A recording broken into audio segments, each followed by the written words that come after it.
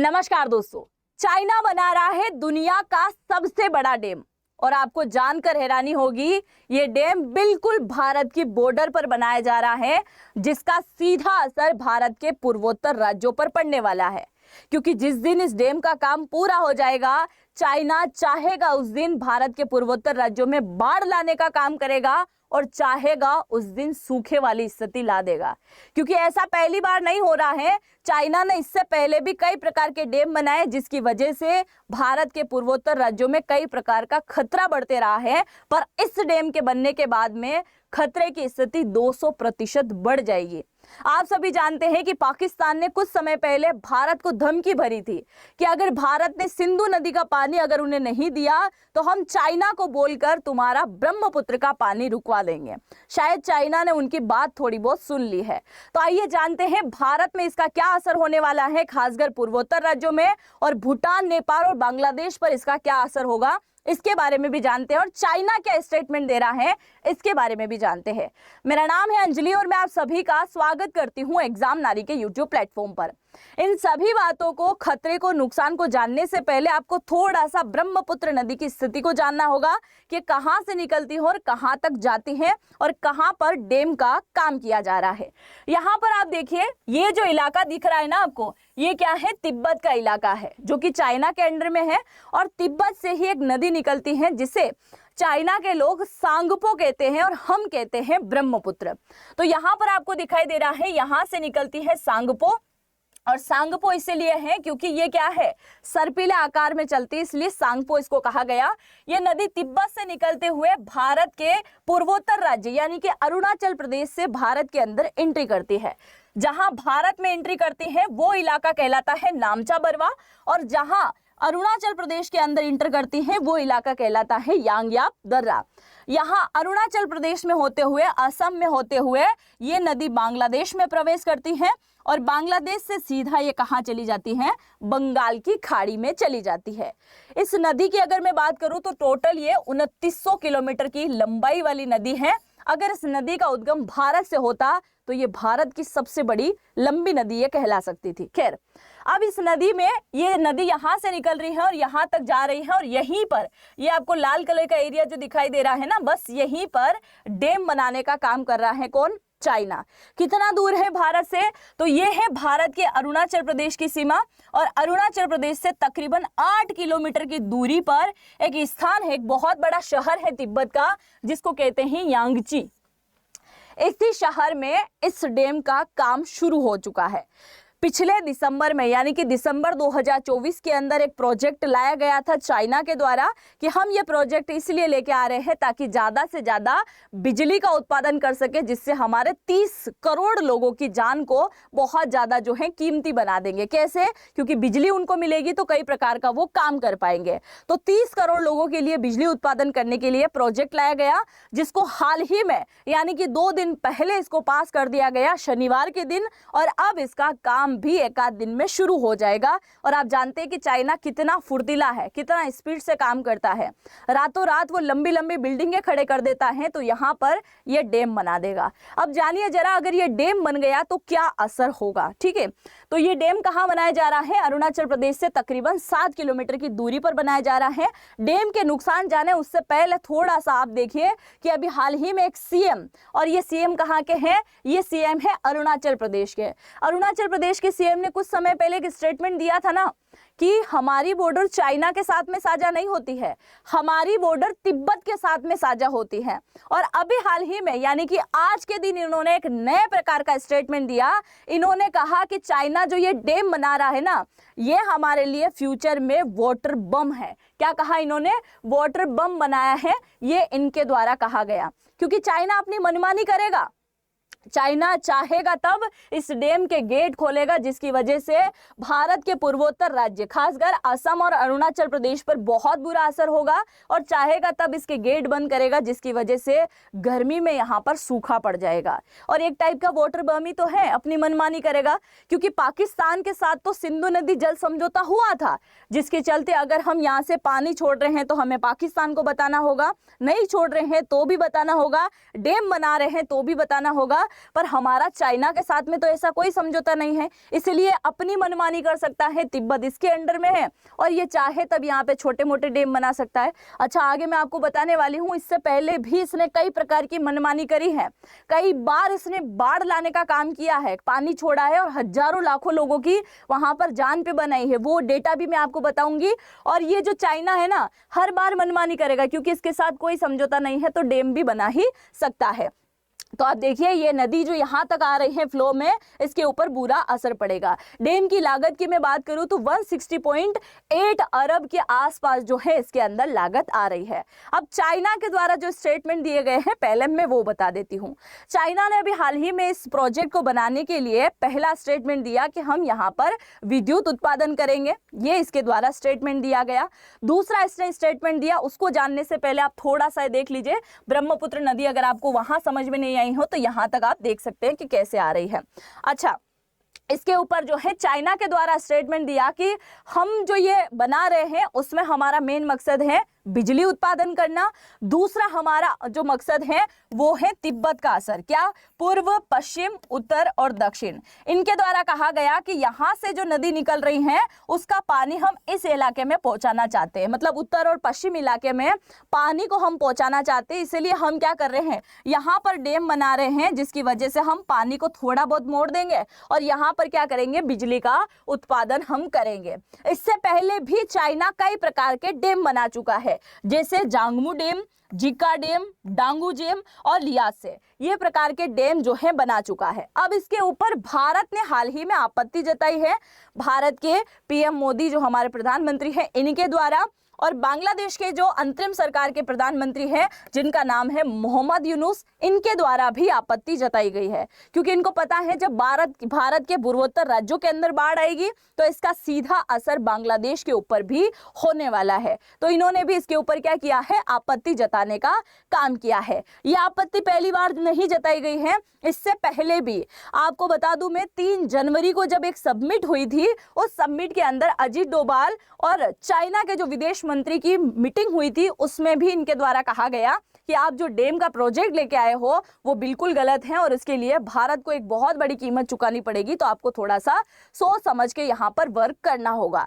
चलिए आगे मैं इनके डेटा बताऊं, उससे पहला थोड़ा सा मैं आपको बता देती हूँ कि ब्रह्मपुत्र नदी का कितना महत्व बढ़ता है भारत के अंदर जब भारत की दूसरी नदियां इसके साथ में मिल जाती है। देखिए, अगर मैं ब्रह्मपुत्र नदी की बात करूं तो यहां से लेकर यहां तक ये नदी है 2900 किलोमीटर की, और यहां से लेकर यानी कि भारत के अरुणाचल प्रदेश से लेकर भारत के इस इलाके तक इस नदी की लंबाई है 916 किलोमीटर, यानी कि भारत में टोटल 916 किलोमीटर के एरिया में ये बहती है और भारत के पूर्वोत्तर राज्यों में 30% पानी पहुंचाने का ये काम करती है।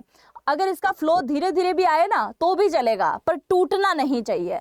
और जब इसका 30% पानी का फ्लो होता है तो बाकी की जो हमारी नदियां है ना, जैसे दिहांग हो गई, लोहित हो गई, सुबनसिरी हो गई, कामेंग हो गई, बाकी मानस जो कि भूटान से आती है, इन सभी नदियों का जैसे ही पानी मिलेगा तो ये हो जाएगा पानी 70% प्लस, यानी कि सब नदियों का पानी मिलेगा, जिसकी वजह से भारत के पूर्वोत्तर राज्यों के लोगों की आजीविका सही चलती है, जिसकी वजह से वो 1000 टाइप के काम कर पाते हैं। पहला काम खेती। अभी अगर अरुणाचल प्रदेश के इलाके से पानी को रोक दिया जाए, यानी कि ब्रह्मपुत्र नदी का पानी अगर रोक दिया जाएगा, उसका सीधा असर किस पे पड़ेगा, खेती पर पड़ेगा। क्योंकि खेती यहाँ पर बहुत अच्छे से होती है, खासकर चावल, जूट और गन्ना की लाखों हेक्टेयर खेत जो हैं पूरी तरीके से बर्बाद हो जाएंगे अगर ये पानी रोक दिया गया था। दूसरा, पीने के पानी पर बहुत बुरा असर यहां पर पड़ने वाला है। और तीसरा डेटा जो मैं सबसे मेन प्रमुख रूप से बात कर रही थी बाढ़ को लेकर, इसे आप थोड़ा सा ध्यान से सुनिएगा। यहाँ पर आप देखिए, ये जो लोग हैं ना, ये बाढ़ ग्रसित हैं और यहाँ पर सबसे ज्यादा बाढ़ आती रही है, वो भी चाइना की वजह से। अगर अरुणाचल प्रदेश पानी ज्यादा रोकेगा तो बहुत ज्यादा सूखा पड़ेगा और पानी छोड़ेगा तो क्या होगा, बाढ़ आएगा। अब ये एक एक डेटा मैं आपको बताने जा रही हूँ जो कि लगातार होते आया है।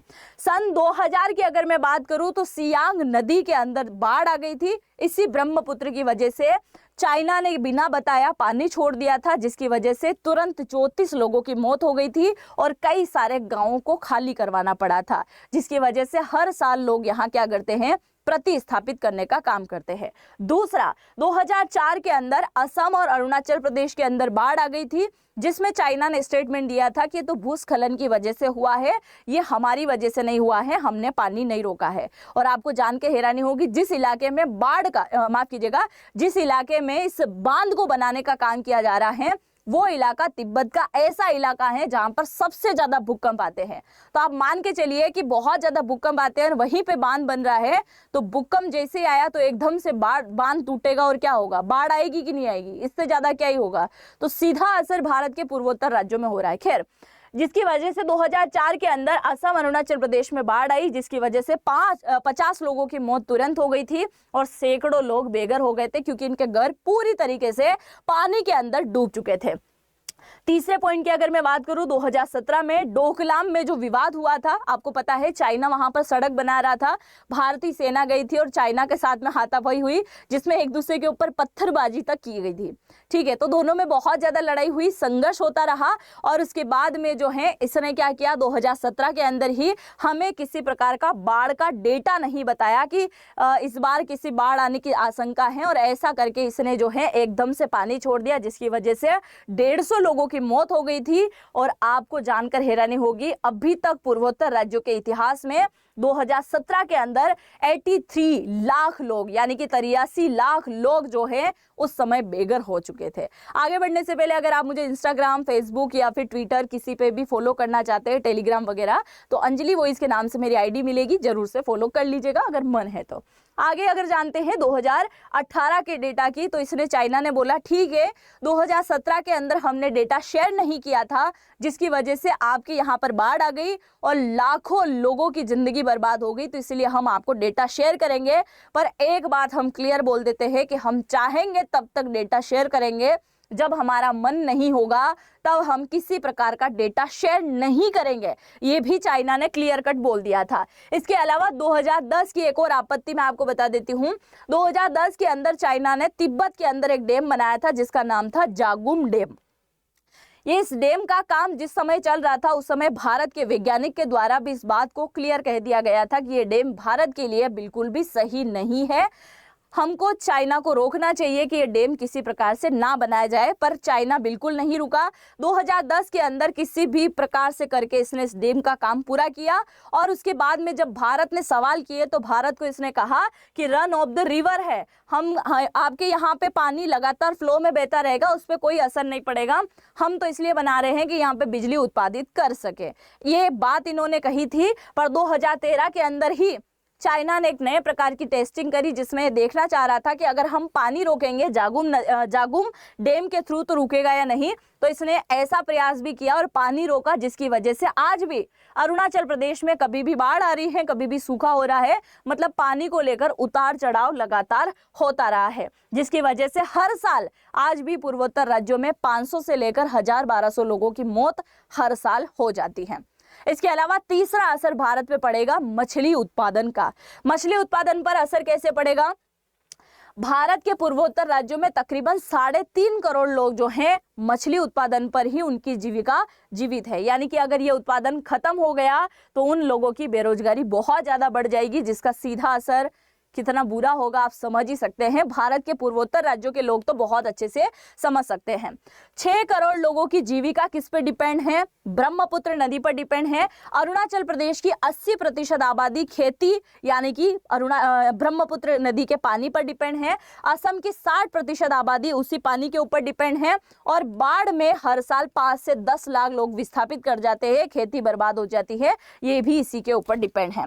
इसका असर हमारे एक नेशनल पार्क जो कि काजीरंगा नेशनल पार्क है उसके ऊपर भी पड़ने वाला है, और माजुली जो कि दुनिया का सबसे बड़ा नदी द्वीप हमारे भारत में है, इसके ऊपर भी इसका सीधा सीधा असर पड़ने वाला है। तो अब आप मुझे जरा बताइए कि चाइना इस डैम को बनाने में पाकिस्तान की वजह से कामयाब हो रहा है क्या? पाकिस्तान के इशारे पे वो वर्क कर रहा है? क्योंकि आज के दिन है, यानी आज सुबह चाइना के विदेश मंत्री के द्वारा ये स्टेटमेंट दिया गया था कि जब ऑपरेशन सिंदूर हुआ था तो वो सही हुआ था। पर उन्होंने ये क्लियर बात नहीं करी कि किसकी वजह से हुआ, किसके लिए हुआ। हालांकि वो पाकिस्तान को आतंकवादी मानने में अभी तक जो है इंटरेस्टेड नहीं है, ना पाकिस्तान के किसी प्रकार के आतंकी संगठन का इन्होंने नाम लिया। जब भी भारत किसी प्रकार के आतंकी मुद्दे को लेकर जाता है, ये हमेशा बाय आउट करने का काम करता है। तो अब चाइना लगातार दुश्मनी बढ़ा रहा है, क्योंकि चाइना इसका सीधा असर जो है, जो अरुणाचल प्रदेश के सीएम बोल रहे हैं उसी टाइप का होगा, वाटर बम। यानी कि ये चाहेगा तब भारत को नाच नचाने की स्थिति तक लेके आ जाएगा। आप क्या सोचते हैं जरूर से कमेंट सेक्शन में लिख के जाइएगा, क्योंकि भारत में बाढ़ की स्थिति बनना, भारत के पूर्वोत्तर राज्यों में असर होना, मतलब पूरे भारत में असर होना। ये असर केवल भारत में नहीं होगा, बल्कि भारत, बांग्लादेश, नेपाल और भूटान में भी बहुत बुरा असर पड़ने वाला है। और आप देखिए, भारत के अगर पूर्वोत्तर राज्यों में असर होगा तो सीधा सीधा अर्थव्यवस्था पे भी बहुत बड़ी चोट होने वाली है। अच्छा, ये सारी जानकारी तो चलती ही रहेगी, पर आप अपनी लाइफ में आगे बढ़ने के लिए क्या कर रहे हैं? क्योंकि अंजलि रोज आएगी, रोज वीडियो बनाएगी, आप रोज कमेंट करोगे और चले जाओगे। क्या आप अपनी लाइफ में आगे बढ़ना चाहते हैं, नौकरी प्राप्त करना चाहते हैं? तो मैं आपके सामने एक बहुत ही शानदार मौका लेके आई हूं, जिसके चलते आप घर बैठे नौकरी प्राप्त कर पाएंगे। और ये नौकरी लगने के लिए आपको क्या करना होगा, इस कोर्स को ज्वाइन करना होगा। ये कोर्स कंप्लीट होते ही आपको नौकरी यहाँ पर मिल जाएगी, जिसमें हम आपको JNI के बारे में सिखाने वाले हैं। क्योंकि नॉर्मली चैट GPT पे अगर आप कुछ भी सर्च करते हो, कितने टाइम फ्री में कर पाओगे? अगर 1 महीने का भी कोर्स आप लेते हो तो आपको तकरीबन 2000 से 3000 रुपए पे करना होगा। और चलते फिरते कई प्रकार के पैसे आप उड़ा देते हो, खाने पीने में, कपड़े लत्ते पे। और यहाँ पे अगर जिंदगी बन रही है ना, तो थोड़ा बहुत खर्चा करना बनता है। इसमें JNI का बहुत ज्यादा महत्व है। आज के टाइम में आपको पता है कि आज का जमाना AI की तरफ भग रहा है, तो आपको भी तैयारी करनी पड़ेगी। और इसमें हम आपको सिखाने वाले हैं कई प्रकार के कोर्सेस, यानी कि 30 से ज़्यादा टूल आपको मिलेंगे और 200 से भी ज़्यादा प्रकार की स्किल्स आपको यहाँ पे सिखाई जाएगी। 2 महीने की आपकी क्लासेस चलेगी, 40 से ज़्यादा आपकी क्लासेस होगी, डाउट सेशन आपको मिलेगा। और ये सब कुछ कहाँ मिलेगा? तो इसी वीडियो के पहले कमेंट के अंदर, कमेंट सेक्शन को मैंने पिन कर रखा है, उसी कमेंट के अंदर आप जाओगे तो आपको ये फॉर्म मिलेगा, जिसके अंदर आपको नाम, अपना फ़ोन नंबर, अपना ईमेल ID छोड़ना है। और उसके बाद में अगर इस कोर्स को आप ज्वाइन करते हैं तो केवल एग्जाम नारी के जो सब्सक्राइबर हैं उनके लिए बहुत अच्छा खासा डिस्काउंट यहाँ पर मिलेगा, जिसमें ये कोर्स है 10,000 का। पर आप जैसे ही यहाँ पर एक कोड यूज़ करेंगे AN10, और ये कोड जैसे ही यूज़ हुआ आपको अच्छा खासा यहाँ पर डिस्काउंट मिल जाएगा। तो फॉर्म जरूर से भर लीजिएगा, ताकि हमारी टीम आपसे कनेक्ट करेगी और आपको बहुत आसानी से, बहुत अच्छी तरीके से यहाँ पर सिखा पाएगी। चाहे आप कॉलेज स्टूडेंट हो, रिटायरमेंट ले चुके हो, अपने बच्चों के लिए सोचते हो, हर एज ग्रुप के लिए ये जॉब रहने वाली है। चाहे मेल हो, फीमेल हो, कोई भी हो, हर प्रकार की जॉब आपको यहाँ पर मिल जाएगी। तो बिल्कुल आपको ज्वाइन करना है, जिसमें आपको चैट GPT के बारे में, कॉपी AI के बारे में, जेमिनी, इसके अलावा कैनवा, हर प्रकार की चीज़ों को बहुत अच्छी तरीके से समझा दिया जाएगा। बाकी आप चाइना के डैम को लेकर क्या सोचते हैं? चाइना क्या बनाने में वाकई में कामयाब हो ही जाएगा? क्या भारत इसको रोकने में कामयाब हो पाएगा, या फिर पाकिस्तान के इशारे पर सारी रणनीति चल रही है? जो भी आप सोचते हैं, अपनी राय मुझे जरूर से कमेंट सेक्शन में लिख के जाइएगा। हम मिलेंगे नेक्स्ट वीडियो में, और चैनल पे अगर पहली बार आए हैं तो सब्सक्राइब तो बनता है। मिलते हैं नेक्स्ट वीडियो में, तब तक के लिए जय हिंद, जय भारत।